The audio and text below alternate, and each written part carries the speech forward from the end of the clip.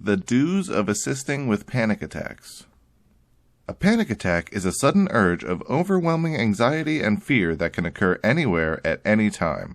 If ever observing someone experiencing an attack, do not panic. The person suffering the panic attack does not need the extra stress of someone else panicking and screaming at them. Instead, there are some helpful ways to assist someone through a panic attack.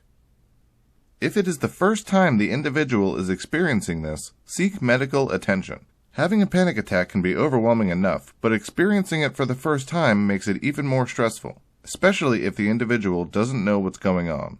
Although a panic attack is non-life-threatening on its own, it's best to call for emergency medical attention if in doubt. This is especially important if the person has asthma, diabetes, or other medical conditions. Ensure the individual experiencing the attack is breathing. If the individual is standing or leaning against an object, ask that they sit down. This will make breathing easier and ensure minimal harm if they faint. The person may remain unresponsive or hyperventilate too quickly and fall unconscious. If this is the case, lay them down, listen to their breathing, and check their pulse. The average adult heart beats 60 times per minute, so try to keep track of the clock as you take their pulse. If they're hyperventilating or breathing too quickly, ask the individual to take a breath with every other number you say and begin counting to 10. Start counting at a slightly sped up pace, but as their rate of breathing falls, decrease their speed of counting until the individual is breathing at a regular pace. If they're not breathing at all, calmly ask them to attempt to take a single breath. This request may have to be repeated several times, and once they respond, continue to make this request. The goal is to have the person breathing on their own. Ask grounding questions. This is a frightening time for the individual experiencing the attack, and confusion can often come with the panic. Asking simple questions can help ground them. Grounding questions require that the individual answers without having to overthink. For example, what is your name? Where are you from? And what is your favorite color? These questions provide an anchor that the individual can focus on. If the individual is unable to provide verbal answers, then ask yes or no questions.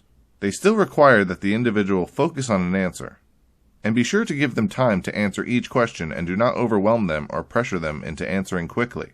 Patience is extremely important here. Ask if the individual is okay with being touched in a yes or no form.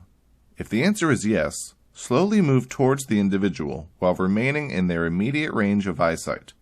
Once close enough, you may calmly lay a hand on theirs. Any more contact should only be initiated from the individual having the attack. If the individual requests not to be touched, then simply continue to ask grounding questions. You can also repeat where the individual is, work, school, etc., and that they are safe. Do not ever touch a person who's experiencing a panic attack without asking and receiving permission to do so. In some cases, the situation can get worse and their panic can increase if the individual is touched without permission. Do not leave the individual struggling through the panic attack alone. One of the scariest parts of a panic attack is the inability to focus on all parts of reality. The individual knowing that they are not alone during this struggle can make resurfacing from the panic